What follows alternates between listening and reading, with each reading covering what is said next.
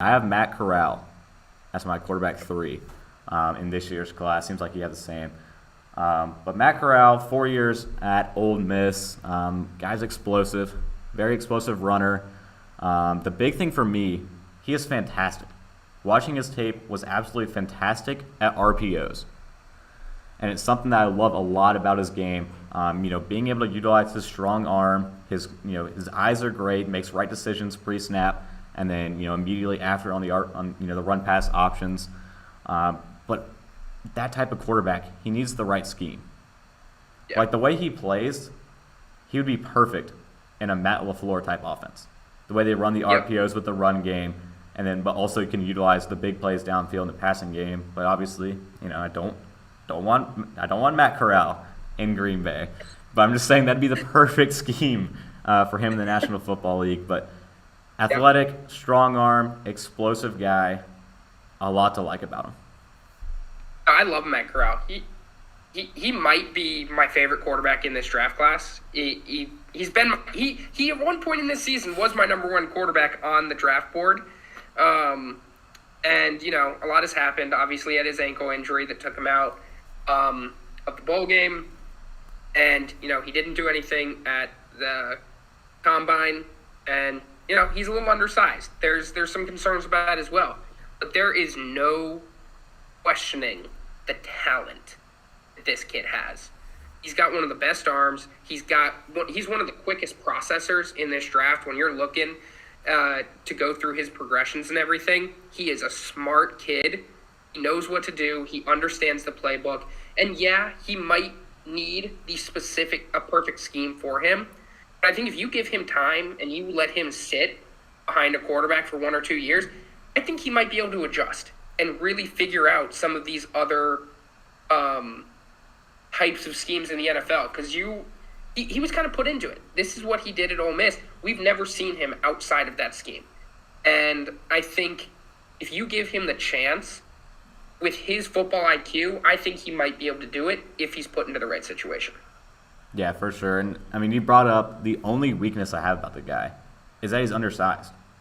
And what comes with that and, what comes with his explosive nature as a runner, he takes big hits a lot. You saw that injury late in the season where it looked scary. Everyone, immediately was freaking out when he had that injury late in the season of how that's going to affect his draft projection. People were thinking he's going to just completely fall out of it. But the medicals came back. He's fine. Should be ready to go by training camp, hopefully.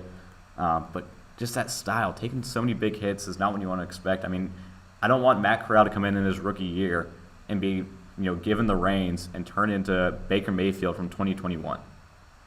Where you just have like 17 injuries, you can't do anything passing the ball, and they just, you just keep throwing you back out into the wolves. Every single game is the last thing I'd want for him. But very mature guy. I talked about with the scheme, just a spread-based offense, utilizing a lot of RPOs, just really fits the mold for what he can do as a quarterback. When I'm looking at it, as I said, there's a lot of different predictions out there. We've talked about this. If he drops out of the first round, because I don't think either of these teams are going quarterback now after what's happened in the offseason, I love him to the Commanders and to the Saints. I think those are two teams where he will fit in so well. And right now, they have their bridge quarterbacks. They've got Carson Wentz. They've got Jameis Winston. I think, obviously, I would have loved for Matt Corral to learn under Sean Payton. I think him as a head coach for Matt Corral would have been perfect. But these are two teams where they're kind of, they're getting on the edge of playoff contention. But their quarterbacks are not playoff quarterbacks. You give it 2 years, build through the draft, build through free agency, have Matt Corral sitting on the bench for 1 or 2 years, learning the offense, learning the NFL, just learning what it is to be an NFL starting quarterback. Those are two teams that I would love for them to take a chance on him if he gets out of this first round. Because quarterback is not their main priority right now. Commanders aren't going to draft him early. The Saints, right now, I really don't think quarterback is their main priority since they just locked up Jameis Winston for another year. So, I don't know. It's interesting, but those are two teams that I love Corral going to. Yeah, in my first mock draft, I had the Commanders taking Matt Corral, outside, right there at 11, right outside the top 10. And I thought it was a perfect fit. I mean, what they want to do offensively, I think the RPO game would work super well with our boy Gibby, Antonio Gibson out of the backfield, being able to hit Terry McLaurin downfield on a spread RPO offense would just be would have worked perfect in Washington. It would have been amazing. But after getting Carson Wentz, they're not going to go that route. I think in the first round at this point anymore.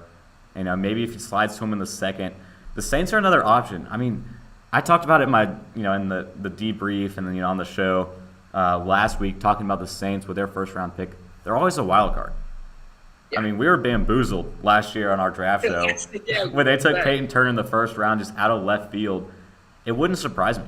I mean, even after giving Jameis Winston a decent amount of guarantees on that 2-year contract, to see them draft Matt Corral. I mean, I don't think that they're completely sold on Jameis Winston. I mean, I'm sold on him. I mean, he was 5-2 as a starter last year.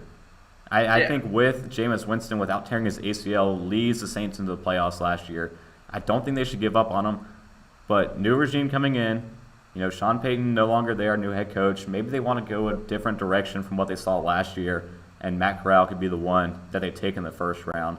So I think he's one I wouldn't be surprised if he stuck in the first, snuck into the first round and ends up making it 3 quarterbacks, landing, in the top 32.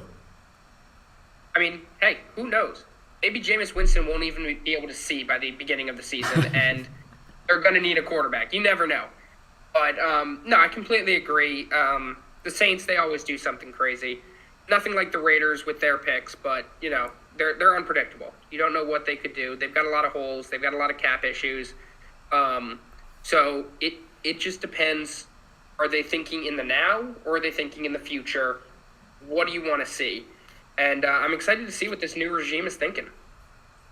Yeah. My most exciting part about Matt Corral, and it's funny we bring up the Jameis Winston thing. Yeah. He threw 10 less interceptions last year than he did in 2020. I mean, he was able to turn it around. That was one of the big concerns going into the year was the interceptions he had in 2020. But through 10 fewer interceptions in 2021, I bring up Jameis Winston just because he's the king of interceptions and still playing pretty solid. But the fact that he was able to mature and grow throughout the years at Ole Miss, his accuracy was something that suffered a little bit in my opinion. When he was forced, like when he was forced outside the pocket and then had to reset his base and then throw again. But I mean, that should be common. In my opinion, I mean, unless you are just a Trevor Lawrence coming out of the draft, where you're a polished, perfect prospect coming into the league, you're going to have that issue. But ultimately, it's just being undersized, taking too many big hits. I don't want to say an injury risk. I mean, because it's not like Tua's big injury coming into the league, and what we've seen from Tua. But I do think just the style of how he plays could potentially lead to that once we get to game time on the field for Matt Corral. And you also have to consider that the Saints just lost Terron Armstead, one of the best tackles in the NFL. So do you really want to put a guy that, could be considered a light risk or an injury risk behind an offensive line that you're not too sure about anymore? It used to be a very good offensive line. Is it going to be that for the rest? You never know. Mm-hmm. I'm excited for him. I think he has the potential to be the best quarterback in this draft. He's just got everything that you could want in a quarterback. But, with everything that's happened over the past couple weeks, right now he is my quarterback 3.